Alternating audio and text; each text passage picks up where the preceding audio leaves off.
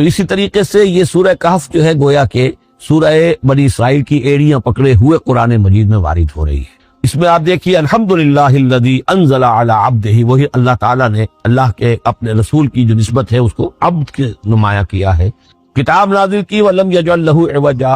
اور اس میں کوئی کجی نہیں رکھی، قیما سیدھی ٹھیک ٹھیک روشن مبین، لینذر بأسا شدیدا۔ اب یہ ہے لفظ جو بہت زیادہ غور کرنے کے قابل ہے۔ اس کتاب کے حضور پر نزول کے مقاصد میں سے ایک یہ بھی ہے خبردار کر دے ایک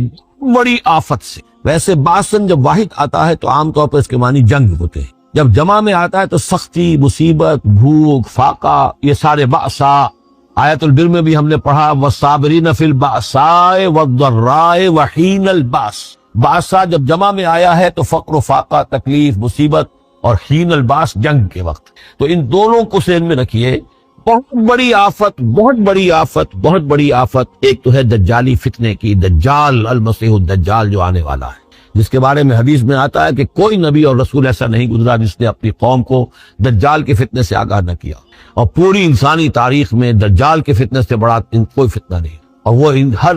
بندہ مومن کے امتحان کے لیے کڑا ترین جو ہے مرحلہ آ جائے گا، سخت ترین امتحان اس کا لیا جائے گا۔ تو یہ جو سختی ہے اس کی خبر دیتے ہوئے یہ سورہ مبارکہ نازل ہو رہی ہے، اور خاص طور پر اسے باسن اگر جنگ کے معنی میں لیں تو الملحمۃ العظمی، کتاب الملاحم، جو کہ آپ دیکھیں گے احادیث کی کتابوں میں پورا باب ہے کتاب الملاحم، اور اس کا تعلق بھی دجال کے ساتھ ہے، کیونکہ پھر دجال ہی کو قتل کریں گے حضرت مسیح علیہ السلام نازل ہو کر۔ تو یہ سارا مسئلہ جو ہے اس کی خبر دینے کے لیے قیما لینذر بأسا شدیدا من لدنہ، گویا کہ یہ جو احادیث کی کتابوں میں آپ کو حدیث کے ابواب ملتے ہیں، چاہے وہ کتاب الفتن ہو اور چاہے وہ کتاب جو ہے آثار قیامہ ہے، اس طرح کے جتنے بھی ہیں، اور کتاب الملاحم ہے، یہ گویا کہ اس کی شرح ہے، لینذر بأسا شدیدا من لدنہ، اور یہ ہوگا بھی خاص اللہ کی طرف سے، یہ آزمائش بھی، یہ دجال کا فتنہ بھی، یہ بہت بڑی جنگ بھی، جس کو آرمگڈون کہتے ہیں، کرسچین جو ٹریڈیشن ہے اس میں اس کے لیے لفظ ہے آرمگڈون، ایک بہت بڑی جنگ ہوگی۔ ڈکشنری میں بھی آپ دیکھیں گے کہ خیر اور شر کی قوتوں کے درمیان اس دنیا کے خاتمے سے پہلے ایک بہت بڑی جنگ ہونی ہے جس کا نام یہ آرمگڈون ہے۔ لینذر بأسا شدیدا من لدنہ ویبشر المؤمنین الذین یعملون الصالحات، اور تاکہ بشارت دے وہ ان اہل ایمان کو جو نیک عمل کرتے ہوں، ان لہم اجرا حسنا، کہ ان کے لیے ہوگا بہت اچھا بدلہ، ماکثین فیہ ابدا، اور وہ اس میں رہیں گے ہمیشہ ہمیشہ۔ یہ جو دجالی فتنہ ہے اس کے ساتھ ایک خاص مناسبت ہے سورہ مبارکہ کی۔ احادیث میں آتا ہے کہ دجالی فتنے کے اثرات سے بچنے کے لیے اس سورہ مبارکہ سے ذہنی اور قلبی رشتہ مفید ہے، اس کی تلاوت کرتے رہنا، خاص طور پر جمعے کے روز پوری سورہ کہف، ورنہ یہ کہ کم سے کم اس کی ابتدائی اور آخری آیات ان کی بڑی اہمیت ہے۔ دجالی فتنہ اصل میں کیا ہے سمجھ لیجئے کہ ایک تو ہے دجالی فتنہ بالعموم، دجل کہتے ہیں فریب کو، جیسے کہ کوئی نبی نہیں ہے وہ اس نے فریبی لبادہ اوڑھ لیا، نبوت کا دعویٰ کر رہا ہے، وہ دجال ہے۔ تو اس طرح کی تو حضور نے فرمایا ہے کہ 30 دجال پیدا ہوں گے، انہی میں سے ایک ہمارے زمانے کے اندر جو ہے یہ غلام احمد قادیانی بھی تھا، وہ دجال تھا، جس نے کہ اعلان کیا کہ میں نبی ہوں جبکہ وہ نبی نہیں تھا، تو فریبی بنا ہوا جس نے کہ ملمہ اپنے اوپر چڑھایا ہوا ہے۔ اسی طریقے سے دجالی فتنہ یہ جو ہے اس پوری دنیا میں اس وقت جو فتنہ ہے وہ یہ ہے کہ مادہ پرستی کا اتنا غلبہ ہو چکا ہے ذہنوں کے اوپر، افکار کے اوپر، لوگوں کے نظریات کے اوپر، لوگوں کے اخلاق کے اوپر، لوگوں کے اقدار جو ہیں، ویلیوز جو ہیں اس کے اوپر، کہ وہ آخرت کو بالکل بھول گئے، اللہ کو بھول گئے، اسباب کے اندر گم ہے، مسبب الاسباب سے ظہور ہو گیا، دنیا ہی دنیا ہے، آخرت کو بھولے ہوئے ہیں، مادہ ہی مادہ ہے، روح سے کوئی سروکار ہی نہیں۔ یہ ہے بالعموم جس کا نام دجالی فتنہ ہے، کہ حقیقت کے اوپر پردہ پڑا ہوا ہے، آخرت پر دنیا کا پردہ پڑا ہوا ہے۔ یہ دنیا جو ہے در حقیقت کیا ہے، وَمَا الْحَيَاةُ الدُّنْيَا إِلَّا مَتَاعُ الْغُرُورِ، یہ دھوکے کا سامان ہے، اصل زندگی کو اس نے ڈھانپا ہوا ہے۔ ہم نے یہ سمجھ لیا کہ زندگی یہی ہے، اسی کے لیے بھاگ دوڑ، محنت، صبح و شام، اسی کے مستقبل کی فکر ہے، لیکن اصل زندگی اس کی کوئی فکر ہی نہیں ہے۔ باقی ایک دجال جو ہے جو آئے گا، وہ معاملہ احادیث کے اندر بھی بڑی طوالت کے ساتھ ہے، اور اس میں کافی پیچیدگیاں بھی ہیں، بعض چیزیں جو ہے ایک دوسرے سے کچھ مختلف بھی ہیں، اس میں پھر اہل علم کو بہرحال مطابقت پیدا کرنی پڑتی ہے۔ میں نے جہاں تک اپنی کوشش کی ایک رائے تک میں پہنچا ہوں، لیکن ابھی میں اسے بیان نہیں کر رہا ہوں۔ بہرحال دجالی فتنے کی خبریں موجود ہیں بہت شدت کے ساتھ، اور اس صورت کا پڑھنا جو ہے اس میں بہت مفید ہے۔ اس صورت کے مضامین کا دجالی فتنہ بالعموم سے کیا تعلق ہے وہ تو اس دورہ ترجمہ دوران کے اس کے دوران بھی آپ کو معلوم ہو جائے گا، لیکن اس کے جو خاص بڑے مباحث ہیں، خاص طور پر یہ کہ ایک ہمارے بہت بڑے عالم گزرے ہندوستان میں اس صدی کے آغاز میں، مولانا مناظر احسن گیلانی، انہوں نے اس میں باقاعدہ کتاب لکھی ہے، آپ کو مل جائے گی بازار میں بھی، اصحاب کہف کے جو کا معاملہ، سورہ کہف کے مباحث ہیں ان کے۔ میں نے اس کو اپنی ایک تقریر کے اندر مجھے یاد دلایا گیا ہے آج کہ میں نے کبھی ایک کیسٹ میں اس کو سن 89 میں کسی خطاب جمعہ میں سورہ کہف کے مضامین کا خلاصہ بیان کیا تھا، جس کا عنوان ہے دنیا کی حقیقت۔ یہ خطاب جو ہے اور یہ کیسٹ یہاں موجود ہے، جو حضرات لینا چاہیں وہ اس کو دیکھیں، تاکہ یہ کہ ظاہر بات ہے تفاصیل زیادہ جو ہیں وہ میرے لیے ممکن نہیں ہے کہ اس دورہ ترجمہ کے دوران بیان کر سکوں۔ وَيُنذِرَ الَّذِينَ قَالُوا اتَّخَذَ اللَّهُ وَلَدًا، اور خبردار کر دے ان لوگوں کو جنہوں نے کہا کہ اللہ نے بیٹا بنایا۔ یہ ساری دجالیت جو ہے اس کی جڑ کیا ہے؟ مسیحیت، جو موجودہ مسیحیت ہے، جو حقیقت میں مسیحیت نہیں ہے، پولزم ہے، جس کی بنیاد تثلیث پر ہے کہ اللہ کا بیٹا بنا دیا حضرت مسیح علیہ السلام کو، اور انہیں کفارہ بنا دیا تمام جو بھی مان لے ان کو ان کے گناہوں کا، پیش کی معافی ہے ان کے گناہوں کی جو حضرت مسیح پر ایمان لے آئے، اور نمبر 3 شریعت ساقط کر دی، اور نمبر 4 سارا اختیار جو ہے وہ پوپ کے ہاتھ میں دے دیا گیا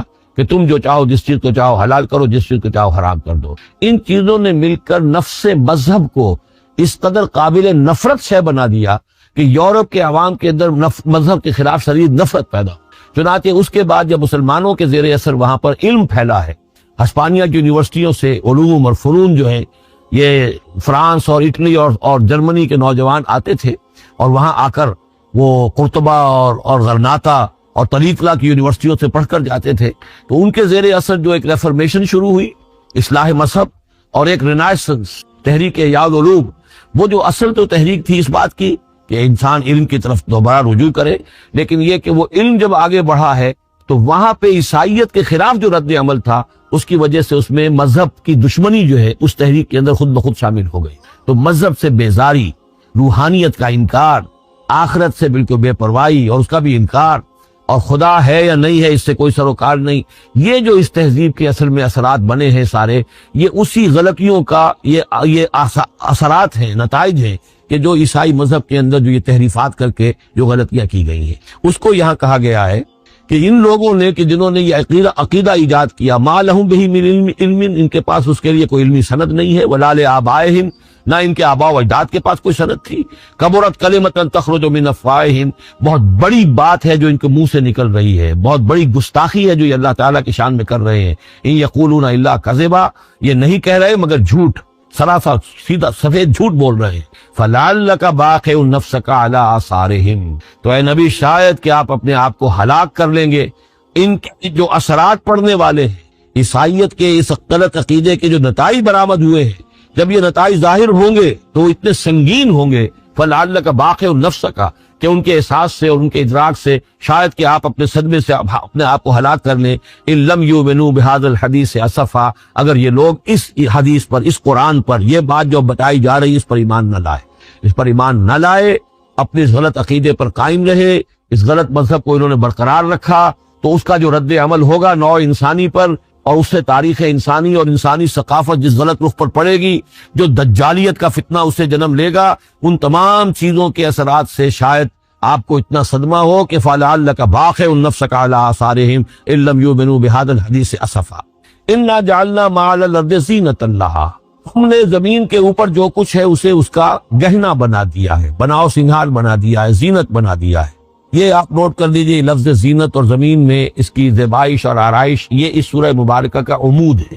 یعنی اس کو اتنا کھبا دیا ہے نگاہوں میں اللہ نے کہ آخرت سے خود بخود انسان غافل ہو جائے۔ یہ پردہ پڑ گیا ہے، چمک دمک ہے، یہ کاریں ہیں، یہ بلڈنگیں ہیں، یہ کوٹھیے ہیں، یہ عالیشان عمارتیں ہیں، یہ کیا کچھ اس کی جو سمجھیے پومپ اینڈ شو جو ہے اس وقت دنیا کا، اور ظاہر بات ہے امریکہ میں جا کر دیکھیے تو جو کچھ یہاں دیکھ رہے ہیں اس سے 10 گنا 100 گنا 1000 گنا آپ کو نظر آئے گا، عقلیں دنگ ہو جاتی ہیں۔ نتیجہ کیا نکلتا ہے کہ انسان یہ سمجھتا ہے کہ اصل شے یہی مادہ ہی ہے، اصل ہدایت پہ یہی لوگ ہیں، یہی لوگ ہیں صحیح معنی میں کہ جنہوں نے واقعتاً علم حاصل کیا ہے، لہذا ان کی غلط تہذیب، ان کا غلط تمدن، ان کے تمام غلط ثقافت کے معاملات کے بھی ہم اسی طریقے سے پیروی کر رہے ہیں۔ یہ سارا مسئلہ جو ہے وہ اس لیے ہے کہ یہ چمک دمک دنیا کی زیبائش اور آرائش، اس سے ہم متاثر ہیں۔ انا جعلنا ما علی الارض زینۃ اللہ، جو کچھ زمین کے اوپر ہے اسے ہم نے اس کے لیے بناؤ سنگھار بنا دیا ہے لنبلوہم، تاکہ ہم آزمائیں ان کو، ایہم احسن عملا، کون ہے ان میں سے اچھے عمل کرنے والا۔ یعنی اب یوں دیکھیے وہ شعر جو ایک ہے، اگرچہ ذرا تھوڑا سا شان باری تعالیٰ کے اعتبار سے تو شاید اتنا مناسب نہ ہو، لیکن یہ کہ مفہوم کو ادا کرتا ہے کہ رخ روشن کے آگے شمع رکھ کر وہ یہ کہتے ہیں ادھر آتا ہے دیکھیں یا ادھر پروانہ جاتا ہے۔ ایک طرف ذات باری تعالیٰ ہے اور ایک طرف یہ دنیا ہے، اس کی چمک دمک ہے۔ اب یہ پروانہ جو ہے یہ انسان، اس کا امتحان ہے، آیا یہ اللہ اور آخرت کی طرف جا رہا ہے یا دنیا کی طرف اور دنیا کی زیبائش اور آرائش کی طرف جا رہا ہے۔ جو زیبائش اور آرائش کی طرف چلا گیا وہ گیا، وہ تباہ و برباد ہو گیا، فقط خسر خسران مبین۔ اور جس نے اس دنیا کی زیبائش اور آرائش اس سے منہ موڑ کر وہ جو حقیقت ہے، جو اصل حسن ازلی ہے اللہ تعالیٰ کا، اور اس کا جو جلال اور کمال ہے، اور جو آخرت کی نعمتیں ہیں، ان کو اختیار کر لیا، وہ کامیاب۔ تو امتحان اتنا ہی ہے کہ رخ روشن کے آگے شمع رکھ کر وہ یہ کہتے ہیں ادھر جاتا ہے دیکھیں یا ادھر پروانہ آتا ہے۔ وَإِنَّا لَجَاعِلُونَ مَا عَلَيْهَا صَعِيدًا جُرُزًا، اور یہ کہ جو کچھ بھی اس پر ہے ہم ایک وقت آئے گا کہ اس کو بنا کر رکھ دیں گے جیسے کہ میدان جس میں سے کہ فصل کاٹ لی گئی۔ جب قیامت ہوگی کیا ہوگا یہاں پر اسی زمین کو، نہ یہاں پہ کوئی وہ پہاڑ رہ جائیں گے کوٹ کوٹ کر چپٹی کر دی جائے گی، نہ یہ آپ کے پاس جو ہے وہ اسکائی اسکریپرز رہ جائیں گے، نہ یہ اعلیٰ شان عمارتیں ہوں گی، کچھ نہیں ہوگا۔ یہ سب برابر ہوگا جیسے کہ کسی کھیت کے اندر سے فصل کاٹ دی جاتی ہے تو اب وہ پڑا ہوتا ہے ویران۔ وَإِنَّا لَجَاعِلُونَ مَا عَلَيْهَا صَعِيدًا جُرُزًا، ہم اسے کر کے چھوڑیں گے ایسا کھیت کہ جہاں پر چورا پڑا ہوا ہو، صرف بچا کھچا جو ہے وہ اس کا توڑی کا اور کچھ۔ ام حسبت ان اصحاب الکہف والرقیم کانوا من آیاتنا عجبا، اب یہاں سے اصحاب کہف کی بات شروع ہو رہی ہے، کیونکہ پوچھوایا تھا یہودیوں نے اصحاب کہف کون تھے۔ کیا تم سمجھتے ہو کہ اصحاب الکہف والرقیم، رقیم جو ہے ان کی تختی تھی ایک جس کے اوپر ان کے حالات لکھ کر، جو ان کے ایک جو کہف تھی ان کی غار جو تھی اس کے اوپر لگا دی گئی تھی، تو انہیں اصحاب الکہف بھی کہتے ہیں، اصحاب الرقیم بھی کہتے ہیں، یہ دونوں انہیں ایک ہی گروہ کے نام ہے۔ کیا وہ تمہارے خیال میں ہماری بڑی عجیب آیات میں سے تھا؟ یعنی واقعتاً بات تو غیر معمولی تھی، لیکن حقیقت میں ہمارے ہاں تو ہماری تخلیق میں، ہماری صنائی میں اس سے ہزاروں گنا زیادہ عجیب باتیں ہوتی ہیں۔ ہمارے لیے تو وہ کچھ ہے ہی نہیں کسی بھی درجے میں، تم سمجھتے ہو شاید وہ بہت بڑی بات ہے۔ یہ سابق کہف کا جو قصہ ہے، اب میں سمجھتا ہوں کہ پورے وثوق کے ساتھ ہم کہہ سکتے ہیں کہ یہ قصہ کیا تھا۔ دیکھیے جب حضرت مسیح علیہ السلام آئے ہیں تو یہ پورا علاقہ جو ہے فلسطین کا، اور یہاں پہ جو آپ نے تبلیغ کی ہے، تو یہ اس وقت رومن امپائر کا ایک حصہ تھا۔ اگرچہ مقامی طور پر ایک لوکل بادشاہ جو تھا یہودی وہاں پر حکومت کر رہا تھا، لیکن وہ پپٹ تھا، اصل میں تو حکومت جو تھی رومیوں کی، جو رومی تھے بت پرست۔ اور اس کے بعد چونکہ انہوں نے بغاوت کی، حضرت مسیح تو اٹھا لیے گئے سن 30 عیسوی کے آس پاس یا 33 عیسوی کے آس پاس، لیکن اس کے بعد جو ہے ان یہودیوں نے بغاوت کی رومیوں کے خلاف، جس کے نتیجے میں سن 70 عیسوی میں ٹائٹس رومی نے تو ان کی حکومت بھی ختم کی اور بیت المقدس کو برباد کیا، یروشلم کو تباہ کیا، 1,33,000 یہودیوں کو قتل کیا اور ان کو بھیج دیا، نکال دیا وہاں سے باہر۔ اس وقت کا معاملہ یہ ہے کہ اب کوئی اکے دکے جو بھی رہ جاتے تھے یہاں پر، کوئی یہودی یا عیسائی، یہودیوں کو تو نکال دیا، عیسائی رہ گئے، لیکن عیسائیوں پر بھی بہت ظلم ہوتا تھا۔ یہ موحد تھے، حضرت عیسیٰ کے ماننے والے، وہ بت پرست تھے۔ تو اس زمانے میں کہیں بادشاہ کوئی تھا ڈیسیس یا دقیانوس جس کو کہتے ہیں، اس کے زمانے میں کچھ جو عیسائی تھے حضرت عیسیٰ پر ایمان رکھنے، آج کے عیسائیوں پر قیاس نہ کیجیے، جو نصارہ تھے حضرت عیسیٰ کو ماننے والے جو موحدین تھے، ان میں سے کچھ نوجوانوں کی پیشی ہوئی بادشاہ کے دربار میں۔ انہوں نے کہا کہ تم اپنے نئے دین سے اگر باز نہیں آؤ گے، اتنے دن کی مہلت تمہیں دی جا رہی ہے تو تمہیں سوری چڑھا دیا جائے گا، بس مہلت دی جا رہی ہے، جاؤ اور کر لو، سوچو۔ ان لوگوں نے آ کر سوچا کہ اب نہ تو ہمارے لیے یہ ممکن ہے کہ ہم مقابلہ کر سکیں، چلو کسی غار میں چھپ جاتے۔ دیکھیں اللہ تعالیٰ کیا کرتا ہے ہمارے لیے۔ وہ اس غار میں جا کر چھپے، اور غار میں جا کر چھپے ہیں تو اللہ نے انہیں وہاں پر سلا دیا، موت تالی نہیں بھی سلا دیا۔ اللہ کروٹ بھی بدلواتا رہا، ان کے لیے سارا کچھ بندوبست کیا، اللہ کی قدرت میں تھا۔ حضرت عزیر کو 100 برس کے لیے مار دیا تھا، موت کے بعد ان کو دوبارہ زندہ کر دیا۔ لیکن یہ کہ ان کا معاملہ یہ ہے کہ ان کو وہاں پر جو ہے تقریباً 300 برس یہ وہاں پر پڑے رہے اس غار کے اندر۔ غار کی شکل کچھ خاص ایسی تھی کہ ادھر آنا جانا لوگوں کا تھا ہی نہیں، اور یہ ہے جو موجودہ ترکی کے علاقے میں شہر ایفسس ہے، اس کے آس پاس ہیں اس طرح کے غار، جیسے ایجنٹا کے غار ہندوستان کے مشہور ہیں، ایسے ہی وہاں بھی غاروں کا سلسلہ ہے، اور ہیں بھی وہ ایسے کہ ان کے دہانے جو ہے وہ ہیں شمال کی جانب، تو دھوپ ان میں براہ راست نہیں جاتی، صرف یہ کہ ریفلیکٹڈ لائٹ تو آتی ہے لیکن یہ کہ براہ راست دھوپ نہیں جاتی، تو ایک طرح کا اندھیرا سا اس کے اندر ٹوائلائٹ جسے آپ کہہ لیں وہ رہتا ہے سارا دن۔ وہاں پر یہ 300 برس تک سوتے رہے۔ اس 300 برس کے عرصے میں یہ ہوا کہ رومن امپائر جو ہے اس نے خود عیسائیت اختیار کر لی۔ 300 عیسوی کے اندر کانسٹنٹائن جو تھا ایمپرر وہ عیسائی ہو گیا، اب پوری امپائر جو عیسائی ہو گئی۔ اب اس کے زمانے میں اس کے بعد تھیوڈوسیس ہے ایک، 446 عیسوی میں یہ تھا، اس کے زمانے میں اللہ تعالیٰ نے ان لوگوں کو جگایا 300 برس کے بعد۔ اب یہ سمجھ رہے ہیں کہ وہی زمانہ ہے، وہی کفار کی حکومت ہے، وہی مشرکین ہے۔ اب انہوں نے ڈرتے ڈرتے اپنے کسی ایک آدمی سے کہا بھائی جاؤ یہ لے کے سکہ لے کر جاؤ چاندی کا، اور کچھ نہ کچھ کھانے پینے کے لیے لے کر آؤ، دیکھنا لیکن اس طرح ہو کہ ہمارا پتہ نہ چل جائے کہ ہم یہاں چھپے ہوئے ہیں۔ وہاں جو گئے انہوں نے وہ سکہ پیش کیا، کہ یہ سکہ تمہارے پاس کہاں سے آیا؟ یہ تو بہت پرانا سکہ ہے، تو 400 سال پرانا، 300 سال پرانا سکہ کہاں سے لے آئے تمہیں کوئی خزانہ ملا ہے؟ بہرحال اس حوالے سے اب وہ جو ہے وہ پکڑے گئے، ان کی حالت جو ہے وہ جو بات سامنے آ گئی۔ لیکن جب بات سامنے آ گئی تو اب ان کا بہت یعنی وہ عزت کی گئی، اس لیے کہ اب تو جو ان کا مذہب تھا در حقیقت پوری مملکت کا مذہب وہی ہو چکا تھا، تو صورتحال تو تبدیل ہو چکی ہے۔ پھر یہ کہ اس کے بعد تفصیل معلوم نہیں ہے کہ غالباً وہ جا کر اپنی اسی غار میں وہ سو گئے ہیں، یا دوبارہ اللہ نے ان پر وہیں پر موت طاری کر دی ہے، اس کا دروازہ بند کر کے اور اس پر ایک تختی لگا دی گئی ہے۔ یہ اصحاب کہف ہے۔ گبن کی جو ہے decline and fall of Roman empire, اس میں بھی یہ 7 سلیپرز، 7 سونے والے، ان کی کہانی موجود ہے۔ یہ چیز جو ہے گویا کہ رومن لٹریچر کے اندر موجود تھی، اس کا جو ذکر موجود تھا، اور قرآن مجید میں یہ امتحاناً سوال کیا گیا حضور سے، تو اس کا جواب دیا گیا کہ یہ 300 برس تک کچھ لوگوں کو سلا دینا یہ اللہ تعالیٰ کے نزدیک تو کوئی بڑی بات نہیں ہے، تمہارے نزدیک ام حسبت ان اصحاب الکہف والرقیم کانوا من آیاتنا عجبا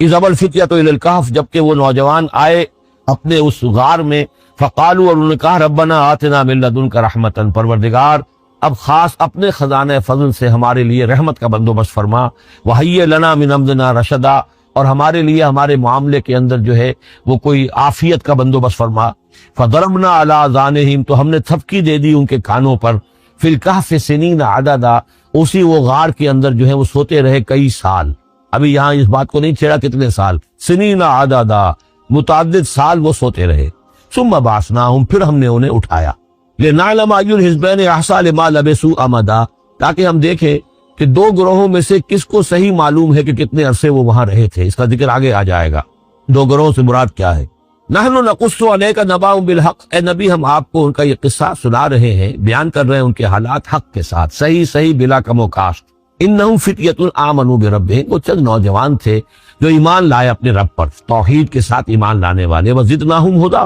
اور ہم نے ان کی ہدایت میں اور اضافہ فرمایا، وربطنا علی قلوبہم، ہم نے ان کے دلوں کو ڈھارس دی، مضبوطی دی، دلوں کے اندر ثبات پیدا کر دیا، اذ قاموا، جب وہ بادشاہ کے دربار میں کھڑے ہوئے، اور جیسے کبھی حضرت ابراہیم علیہ السلام نے بات کی تھی اسی طرح ڈٹ کر انہوں نے بات کی، اذ قاموا فقالوا، اور انہوں نے کہا ربنا رب السماوات والارض، ہمارا رب تو وہ ہے جو آسمان اور زمین کا رب ہے، ہم کسی اور رب کو ماننے کے لیے تیار نہیں، کسی اور دیوی کو، کسی دیوتا کو، کسی بت کو ہم ماننے کو تیار نہیں۔ لن ندعو من دونہ الہا لقد قلنا اذا شططا، ہم اس کے ایک الہ کے سوا کسی اور کو پکارنے کے لیے تیار نہیں ہے، ہم نے اگر ایسی کوئی بات کہی تو یہ تو عقل سے بہت دور کی بات ہو جائے گی۔ ہؤلاء قوم اتخذوا من دونہ آلہہ، یہ جو ہماری قوم ہے اس نے بہت سے آلہہ جو ہے اختیار کر لیے ہیں اللہ کے سوا، انہوں نے اختیار کر لیے ہیں بہت سے آلہہ اس کے سوا، لولا یاتون علیہم بسلطان بین، تو کیوں نہیں وہ پیش کرتے ان کے اوپر کوئی دلیل، کوئی سند، کوئی اللہ کی طرف سے اتاری ہوئی سند ہو، کوئی آسمانی کتاب ہو۔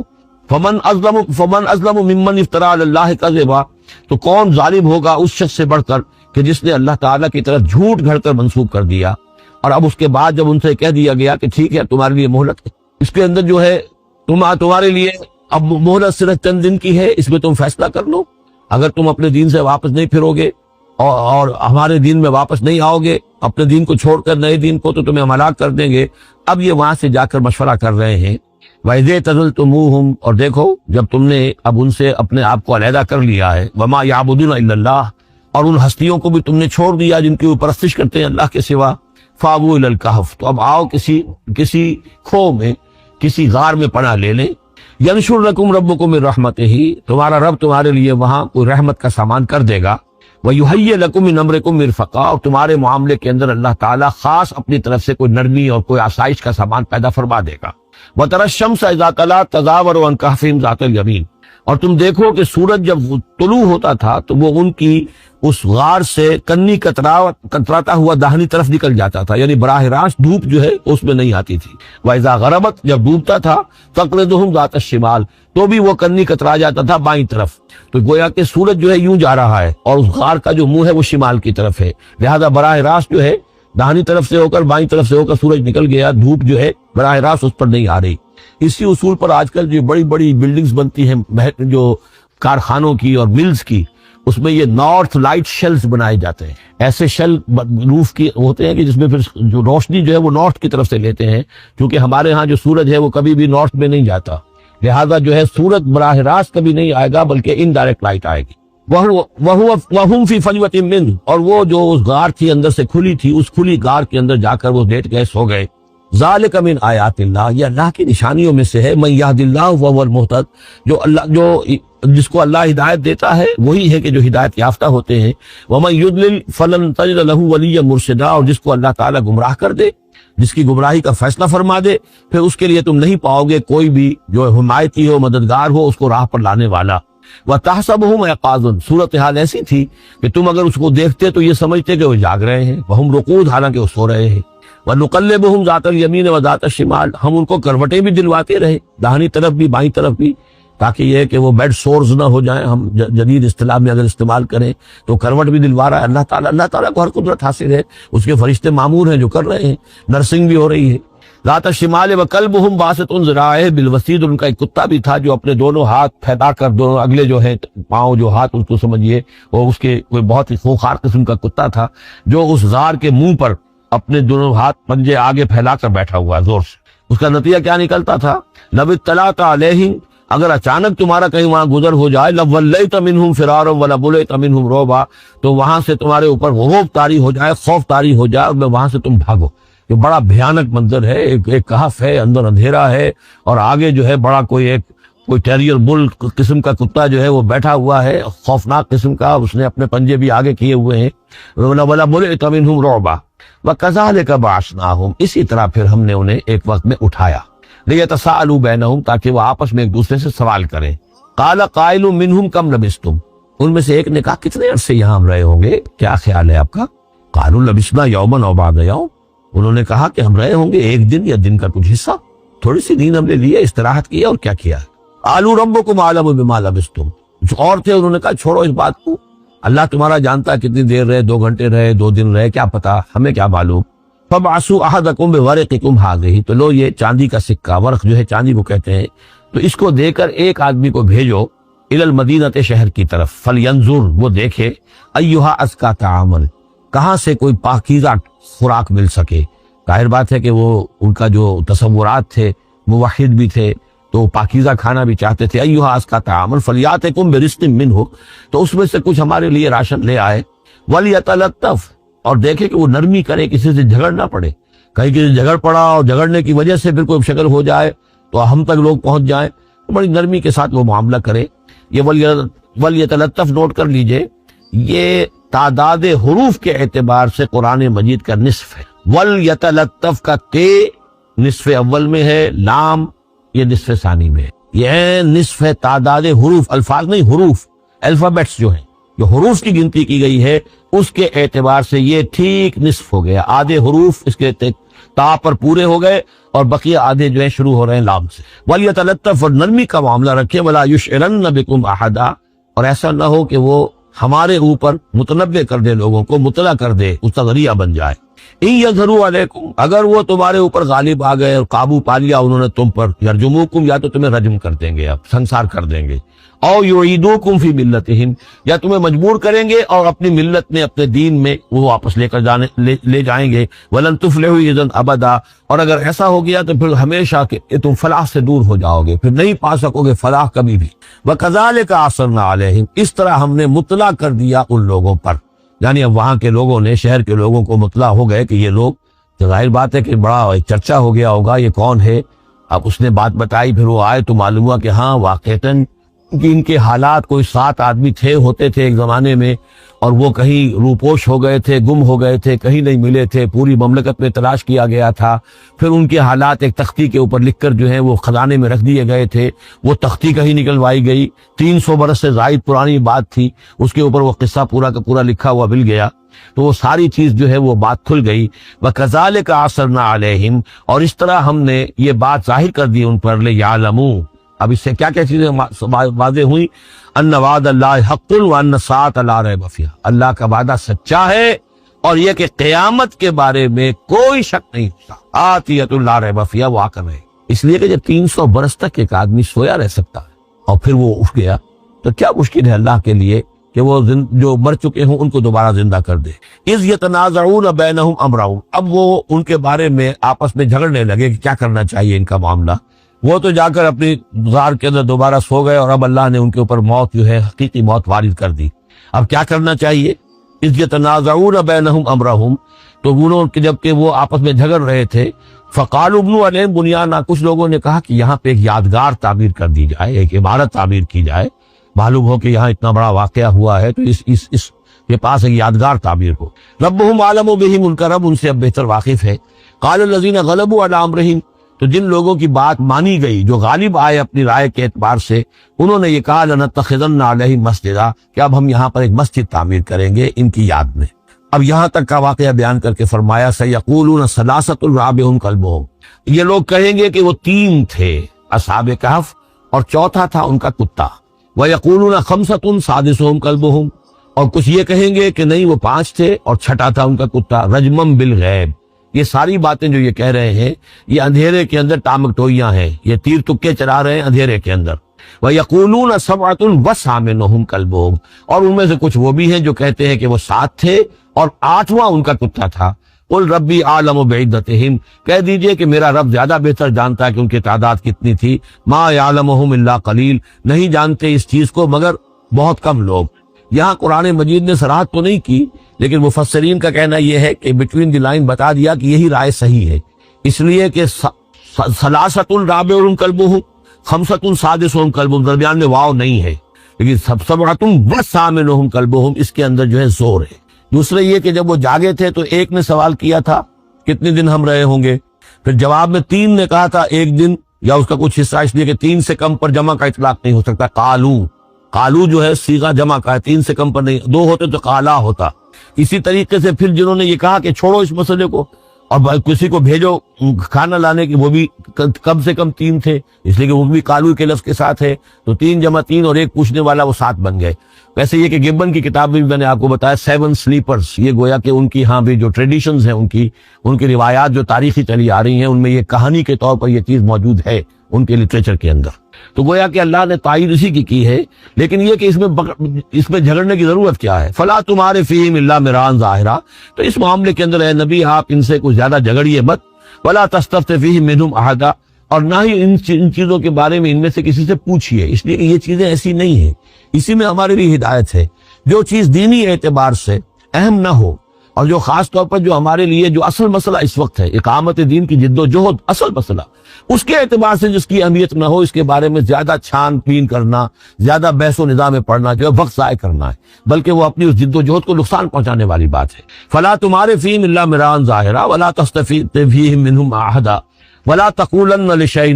یہ بہت اہم واقعہ آ رہا ہے یہاں۔ اس واقعے میں حضور صلی اللہ علیہ وسلم سے ایک سہو ہو گیا تھا، جب یہ سوالات کیے گئے تو حضور نے فرمایا ٹھیک ہے میں اس کا جواب دے دوں گا، تم آنا، اور یہ کہ انشاءاللہ نہیں کہا، کل تم آنا میں تمہیں جواب دے دوں گا، انشاءاللہ نہیں کہا، صاف ہو گیا، غلطی ہو گئی۔ لیکن یہ کہ اللہ تعالیٰ نے جن کے جتنے رتبے بلند ہوتے ہیں پھر ان کی سختی بھی اتنی ہوتی ہے، جن کے رتبے ہیں سوا ان کی سوا مشکل ہے۔ ہم عام طور پر یہ باتیں کہتے رہتے ہیں ہمارے لیے اللہ نے کیا گرفت کرنی ہے کہ ان کی کوئی حیثیت نہیں، کوئی مقام ہی نہیں، لیکن یہ کہ جو بلند مقام والا ہو اور وہ بغیر انشاءاللہ کہہ دے کہ کل یہ ہو جائے گا اور انشاءاللہ نہ کہے